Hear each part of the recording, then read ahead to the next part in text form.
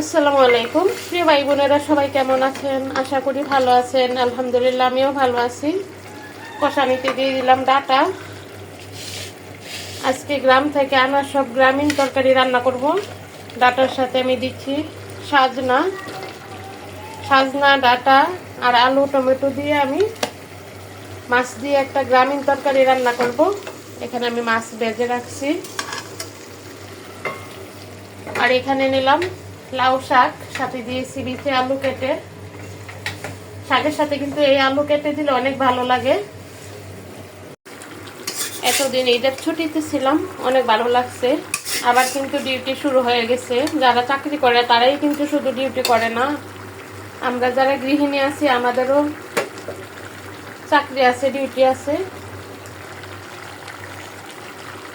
আজ থেকেই কিন্তু সেই ডিউটি শুরু হয়ে গেছে। সকালে উঠেই ছেলের টিফিন রেডি করলাম, ছেলেকে স্কুলে দিয়ে আসলাম। আমার বাসা থেকে স্কুলটা আবার মোটামুটি অনেকটা দূরে। আবার এখন স্কুল থেকে এসে অনেকগুলো কাপড় চোপড় ওয়াশ করলাম, ঘর দরজা পরিষ্কার করলাম। এখন আসলাম রান্না করতে। রান্না শেষ করে আবার ছেলেকে আনতে যাব।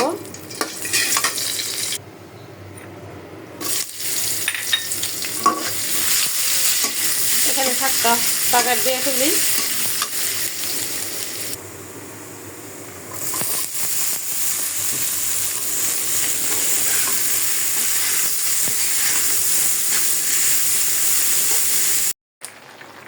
রান্না হয়ে গেছে বন্ধুরা। এখন তাড়াতাড়ি করে স্কুলে যাওয়ার জন্য রেডি হই। আজকে একদম সাধারণ খাবার, গ্রামীণ সবজি। আর এখানে লাউ শাক।